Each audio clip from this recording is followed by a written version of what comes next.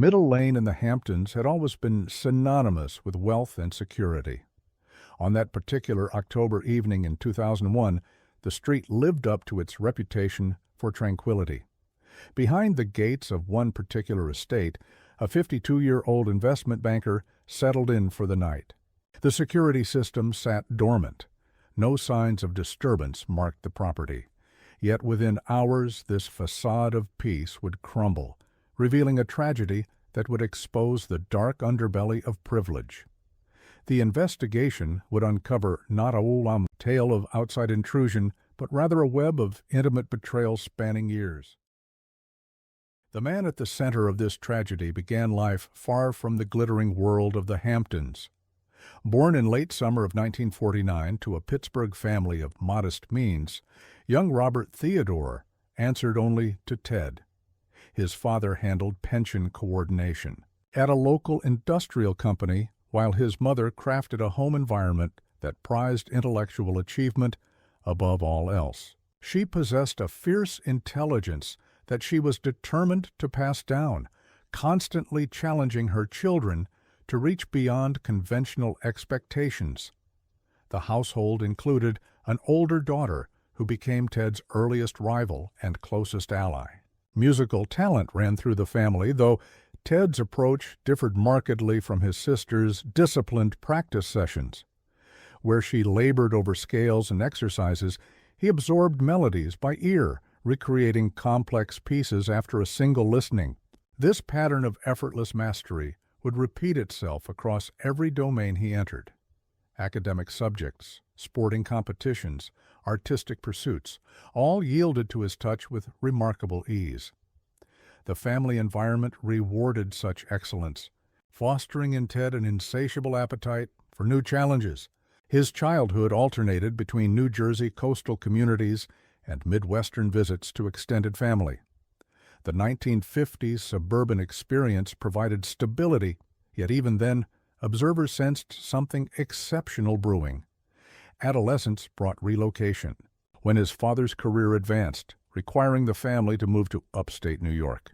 The transition to a new school system fazed him not at all. His magnetic personality drew peers naturally, while his balanced confidence earned adult respect. Romance, friendship, academic success, all came naturally, though his ultimate direction remained undefined. University life began in 1967 with architecture as his declared focus. The precision of design initially appealed to his systematic mind, but economics soon revealed itself as his true calling. His 1971 graduation marked not just academic completion, but the culmination of extensive leadership development. Fraternity membership, varsity athletics, and student government presidency combined to hone skills in persuasion, strategy, and public presence. These capabilities would prove invaluable in the high-stakes world he was preparing to enter. The financial sector beckoned immediately upon graduation.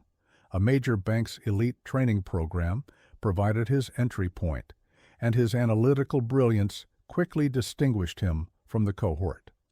Perhaps most remarkably, he achieved legal credentials without traditional law school attendance. Through independent study alone, he conquered the bar examination at first attempt, a feat that announced his arrival as someone operating beyond normal parameters. This accomplishment demonstrated not merely intelligence, but an almost frightening capacity for self-directed mastery. During this period of professional ascent, romance entered his life through a fellow ambitious professional named Randy Day. Their 1973 wedding represented the union of two driven individuals chasing similar dreams of success. Work soon carried them across the Atlantic to London, where both built impressive careers while enjoying comfortable salaries that afforded them a lifestyle of sophistication. The London experience proved exhilarating in its pace and rewarding in its opportunities. Eventually, the pull of New York drew them back, where their ambitions continued climbing ever higher. Yet success extracted its price in ways neither had anticipated. The endless hours, constant travel demands, and relentless pressure of their professional worlds gradually corroded the foundation of their relationship. What had once felt like a powerful partnership slowly transformed into something resembling a cordial friendship more than a marriage. By 1983, after a full decade together, Randy initiated separation proceedings. Ted had harbored hopes of salvaging what they had built, but Randy remained resolute in her conviction that their marriage had run its meaningful course. The separation from Randy proceeded civilly, allowing both to reconstruct their lives independently. For Ted, reconstruction meant channeling even more intensity into his career ambitions. He had always been driven, but now he became virtually unstoppable in his pursuit of professional achievement. After departing the legal field, he redirected his considerable talents toward the adrenaline-fueled realm of investment banking. By 1984, he had secured a position with Kohlberg Kravis Roberts, commonly known as KKR.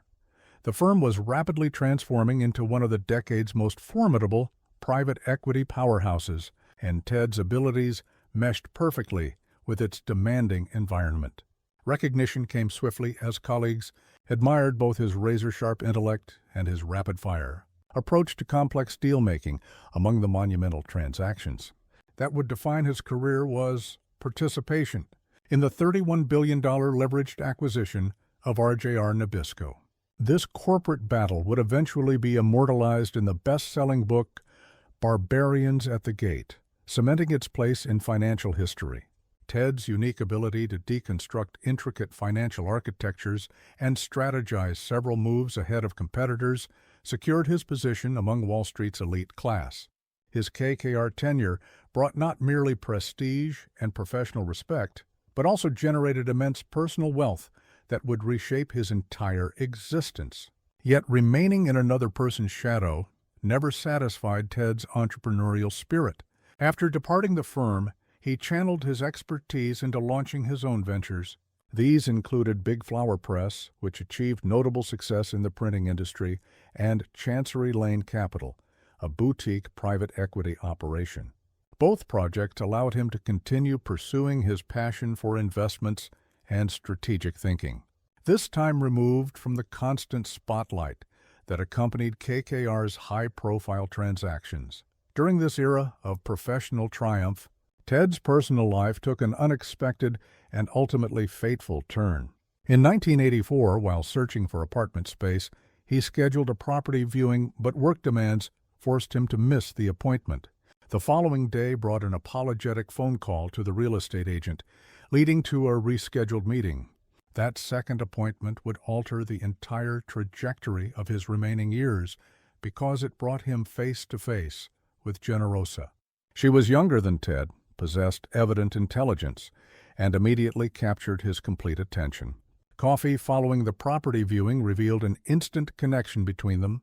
Within merely a month, they had moved into shared living quarters. Generosa threw tremendous energy into decorating their shared space, revealing a natural artistic sensibility that impressed Ted. Yet their relationship soon encountered a significant obstacle. Generosa harbored deep desires for marriage, while Ted, still processing the dissolution of his first union, resisted such commitment. After a full year together, she delivered an ultimatum demanding either marriage or complete separation. Ted declined the proposal, and the couple parted ways. Generosa's disappointment ran profoundly deep, leading her to contact Ted's family members to express her frustration with the situation. But fate had not finished with them. A month following their separation, chance brought them together again at an art museum exhibition. Generosa was accompanied by another man, and witnessing this scene deeply unsettled Ted. He realized with sudden clarity that he could not allow her to slip permanently from his life. Shortly thereafter, he proposed marriage. Their 1986 wedding ceremony began a union that would eventually prove both glamorous in its trappings and turbulent in its dynamics. Generosa's origins were layered with complexity and hardship that would shape her entire adult personality. California had been her birthplace, into a family structure that encouraged both independence and creative expression from the earliest ages. She displayed artistic inclinations early on, particularly gravitating toward painting and design, passions that would remain central pillars throughout her existence. Yet beneath her evident talents and surface charm lay a childhood marked by profound instability and emotional turbulence. Her mother Mary embodied contradiction and unpredictability. Those closest to the family strongly suspected she suffered from bipolar disorder, though formal diagnosis remained elusive. Mary's own upbringing had unfolded within a devout and financially comfortable household, and at one juncture she had even entered religious life by joining a convent.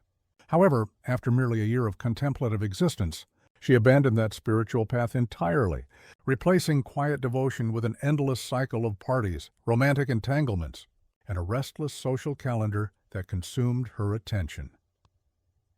Financial security came through her businessman brother following their parents' deaths, ensuring money never presented obstacles to her lifestyle choices. In 1945, Mary entered matrimony with a soldier, and 2 children arrived from this union. Yet she demonstrated minimal interest in motherhood, consistently preferring the excitement and stimulation of her social pursuits over parental responsibilities. Her husband, gradually worn down by constant arguments and her emotional unavailability, eventually departed the marriage. Notably, he did not take the children with him when he left. Mary remarried and produced another daughter, but this second marriage also dissolved. Leaving her once again alone with children she struggled to care for adequately. Generosa arrived as Mary's final child, the product of a brief encounter that would leave lasting questions about identity and belonging. Her biological father was an Italian sailor Mary had met at a social gathering. Their affair lasted barely a week before he departed. Though they exchanged contact information, he never responded when Mary informed him of the resulting pregnancy. It became widely known within family circles that Mary's husband at that time was not the biological father of her youngest daughter. Generosa received her name from this absent father, a constant reminder of origins shrouded in abandonment and indifference. Her early years unfolded in an environment that could only be described as chaotic and neglectful. Mary continued living without constraint, frequently bringing various men into the household while paying scant attention to her children's emotional or physical needs. Some accounts suggest deeply troubling behavior from Mary's romantic partners toward the children, though whether Mary possessed knowledge of these incidents or simply chose not to care remains unclear. What stood beyond dispute was her fundamental indifference toward her children's well-being. They were not her priority, not even a significant consideration in her self-focused existence. Growing up immersed in this toxic environment, Generosa developed fierce self-reliance out of pure necessity. She carried within her both the resilience forged through relentless hardship and the creative energy that her mother's family had always valued and encouraged. These contradictory qualities, combined with striking physical beauty and undeniable personal charm, would eventually propel her into the glamorous yet volatile existence she would share with Ted. When Generosa reached just 10 years of age, cancer claimed her mother's life. The loss devastated her in ways that would echo throughout her remaining years. Her older siblings soon began establishing their own independent existences, leaving Generosa and her younger sister to be placed initially with an uncle, then later shuffled among various relatives who took them in reluctantly. The permanent absence of her mother marked her psyche deeply, fundamentally shaping both her remarkable resilience and her often dark outlook on human relationships and life's fairness. As she matured, Generosa evolved into a formidable young woman possessing strong will, fierce ambition, and sharp intelligence. Friends and acquaintances consistently remarked that she had inherited her mother's same fiery temperament and unsettling unpredictability. She was utterly determined not merely to survive her difficult origins, but to thrive spectacularly, viewing wealth accumulation and artistic recognition as twin goals worthy of complete dedication. Those who knew Generosa during her teenage and early adult years described her as simultaneously captivating and challenging, someone capable of ruthless behavior in pursuit of her objectives. Despite the complexity and often darkness of her personality, she never abandoned her fundamental dream of establishing herself as a recognized artist. Following completion of her education, Generosa relocated to New York City with deliberate intention to penetrate the art world. To sustain herself financially in the notoriously expensive city, she entered the real estate profession, a field demanding supreme confidence and razor-sharp instincts for human psychology. The Manhattan property market operated with brutal competitiveness, dominated by seasoned professionals who showed no mercy to newcomers. Yet Generosa not only survived but flourished within this unforgiving environment. Her natural charisma, combined with steely determination, allowed her to carve out success even against formidable odds. Though Ted's substantial wealth could easily have supported a life of complete leisure, Generosa insisted on continuing her work and pursuing her creative passions with intensity. Ted supported these endeavors generously, even financing the establishment of a photography studio where she could nurture her artistic inclinations in a professional setting. She derived genuine pleasure from participation in New York's cultural and social circles, frequently hosting elaborate gatherings that struck some observers as much about displaying wealth and status as fostering genuine companionship and connection. Eventually, the couple's thoughts turned toward building a family through children. However, conception proved persistently difficult for Generosa, leading to years of disappointment and mounting frustration. In 1992, they chose an alternative path by pursuing adoption. Their journey carried them to Ukraine, where they adopted 2-year-old twins, a boy they named Greg and a girl they named Alexa. By this point, Ted's various business ventures had generated approximately $50 million in accumulated wealth, allowing the Ammon family to exist in absolute material comfort. Greg and Alexa experienced childhood surrounded by extraordinary privilege. They attended elite educational institutions, received every opportunity substantial money could purchase, and grew up within an expansive East Hampton estate that Ted and Generosa had designed and constructed to their exact specifications. From any external perspective, the picture appeared flawless, a family living the American dream at its most extravagant. Yet inside the household walls, conflict raged constantly.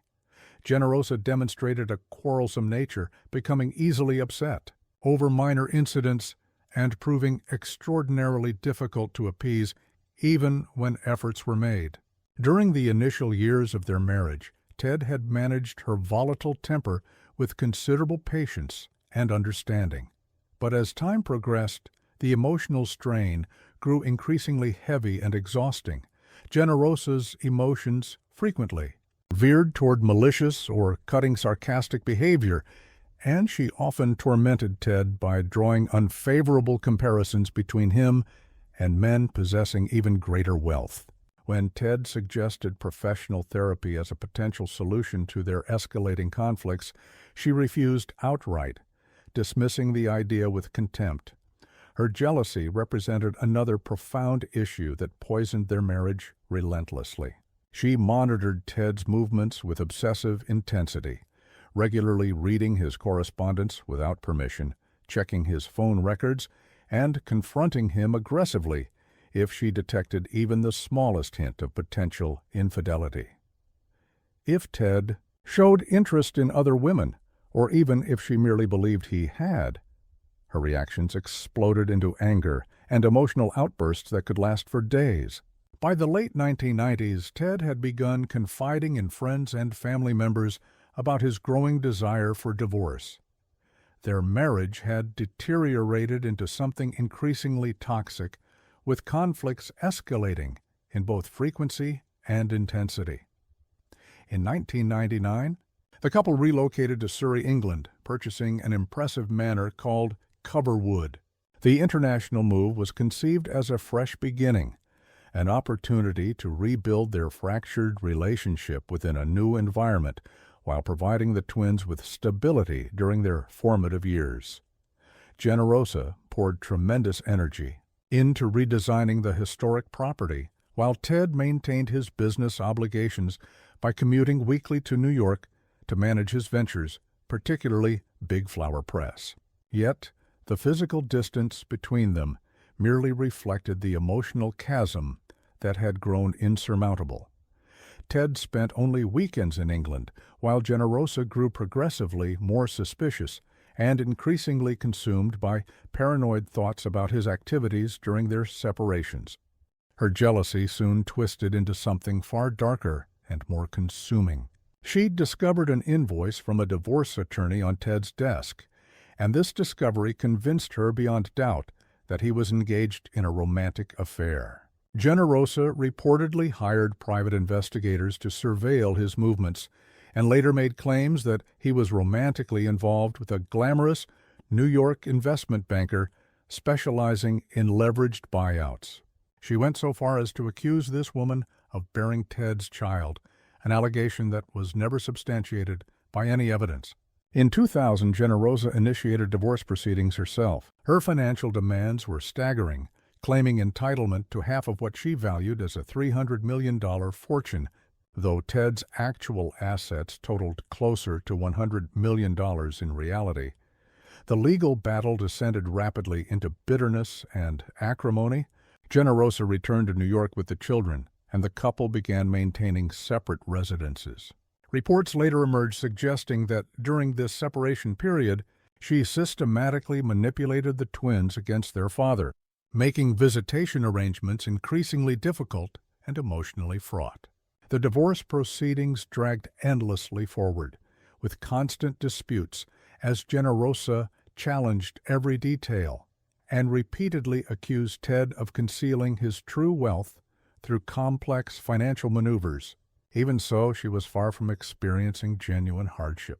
Ted provided her with a Manhattan townhouse property to renovate according to her tastes, along with substantial monthly child support payments. Yet, in Generosa's perception, no amount would ever prove sufficient or fair. During the renovation work on the Manhattan townhouse, Generosa encountered a man who would transform everything and set in motion a chain of events leading to ultimate tragedy. Daniel Pelosi worked as a contractor, taking on various electrical and handyman jobs throughout the area, though he lacked proper licensing as an electrician. At 38, he was 7 years Generosa's junior. From their initial meeting, Ted harbored intense dislike for him, particularly because Daniel spent considerable time around Greg and Alexa. For Ted, this wasn't merely jealousy or possessiveness speaking. He genuinely perceived Pelosi as a dangerous presence around his vulnerable children, and his instincts proved disturbingly accurate. By the time Daniel entered Generosa's orbit, he already carried an extensively troubled personal history. Prior assault convictions marked his record. He had been caught stealing electricity worth $43,000 from the Long Island Power Authority and faced multiple allegations involving harassment and menacing behavior. Arrests for drunk driving dotted his past. He struggled with ongoing alcohol and prescription drug addictions, and these dependencies had shattered his first marriage completely.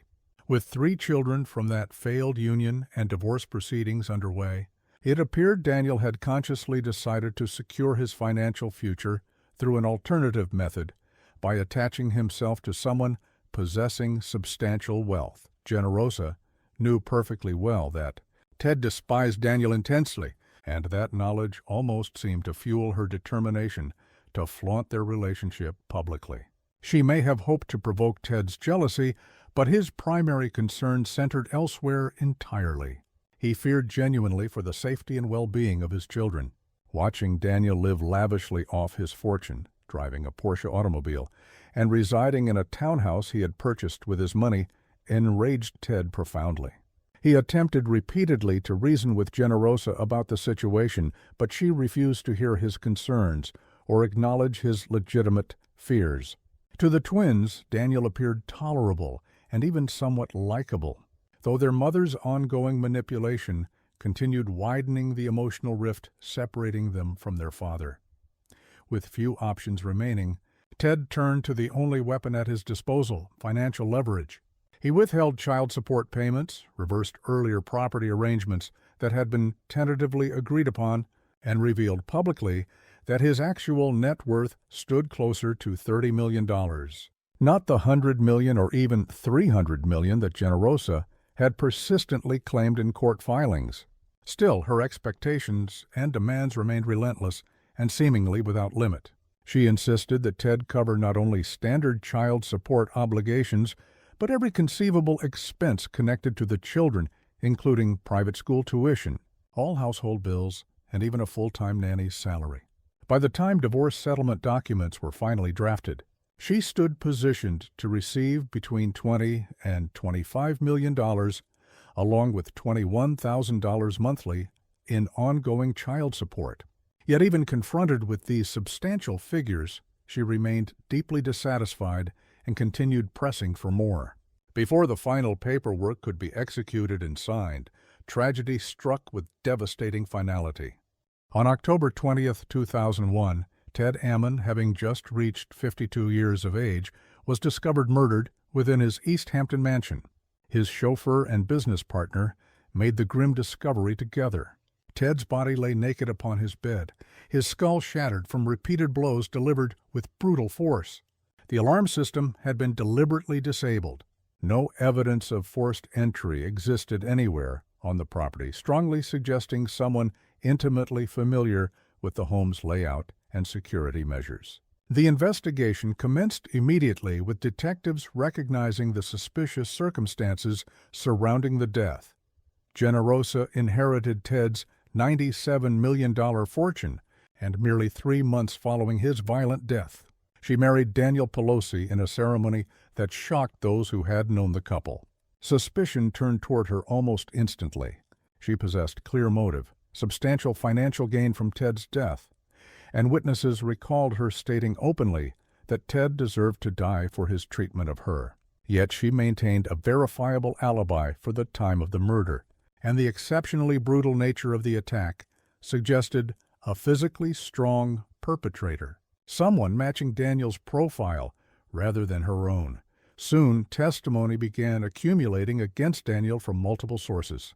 Construction workers who had worked alongside him came forward claiming Generosa had offered $50,000 to have Ted severely beaten, though whether this meant killed remained ambiguous. Christopher Perino, an acquaintance of Daniel's, provided testimony that on the night of the murder he had driven with Pelosi to Ted's East Hampton home. Daniel instructed him to remain waiting in the vehicle while he went inside the residence alone. When he returned to the car, Perino testified that Daniel appeared covered in blood and muttered ominously that he believed Ted was dead. Other acquaintances recalled Daniel boasting at various times that he had killed Ted at Generosa's insistent urging and for substantial payment. Even his own father admitted during questioning that Daniel had once asked him for advice about how to properly dispose of incriminating evidence. Yet despite these damning testimonial accounts from multiple witnesses, investigators discovered no physical evidence whatsoever connecting him directly to the crime scene. It evolved into a case constructed almost entirely upon human testimony rather than forensic proof. By this time, Generosa herself faced a grim personal battle that would cut short her ability to enjoy her inherited fortune. She had received a diagnosis of advanced breast cancer that was spreading rapidly. She later made accusations that Ted bore indirect responsibility for her illness, claiming he had been informed by her physician about a suspicious lump in her breast years earlier, but deliberately never shared this critical information with her. Psychological evaluations conducted during the investigation painted her as profoundly volatile, exhibiting clear traits associated with borderline, narcissistic, and paranoid personality disorders that explained much of her destructive behavior. In 2003, as her health deteriorated rapidly, prosecutors offered Generosa complete immunity from prosecution in exchange for testifying truthfully before a grand jury about Ted's murder. She refused adamantly, insisting with her final breaths that Daniel bore no responsibility whatsoever for Ted's death. She died on May 20, 2003, at her East Hampton residence, taking whatever secret she possessed to her grave. Before her death, Generosa had turned against Daniel despite their marriage. Though they had wed in January 2002, his reckless spending patterns and financial irresponsibility disgusted her profoundly. By July 2003, she forced him to sign a post-nuptial agreement, granting him exactly $2 million in exchange for not contesting her final will. She subsequently rewrote that will to ensure he received only that specified amount, leaving the remainder of her substantial estate to her children and their nanny, who was appointed legal guardian of Greg and Alexa. Daniel Pelosi challenged the agreement vigorously through legal channels, but ultimately lost. By 2004, he stood trial for Ted's murder. He admitted being present at the East Hampton house on the night of the killing, but vehemently denied striking the fatal blows himself. Instead, he attempted shifting blame entirely onto Generosa, claiming she had orchestrated and planned everything while he was merely present. Witness after witness, however, told jurors that Daniel had bragged repeatedly about personally committing the murder himself. On January 25, 2005, Daniel Pelosi was convicted and sentenced to 25 years to life in prison, where he remains today. Generosa was never formally charged with any crime related to Ted's death. She had died 2 full years before Daniel's sentencing occurred. Custody of Greg and Alexa was ultimately awarded to Ted's sister, Sandra Williams. In her own words, she could provide the loving and stable home environment her brother would have desperately wanted for his children. Years later in 2012, Greg and Alexa, by then young adults in their 20s, co-produced a documentary titled 59 Middle Lane, named after the East Hampton address where their father was brutally killed. Through this film, they confronted their traumatic past directly, tracing their roots back to Ukraine and revisiting the place that had once been their family home. Today, both siblings have reached their 30s. Greg pursued filmmaking professionally, while Alexa has maintained a more private existence away from public scrutiny. They speak of their father with genuine warmth and affection, describing him as kind, generous, and the steady anchor of their turbulent childhood. Their memories of their mother remain far more complicated and conflicted, a mixture of admiration for her undeniable intelligence and charisma alongside painful recognition of the chaos and ultimate destruction she brought when Daniel Pelosi entered their lives and poisoned everything he touched.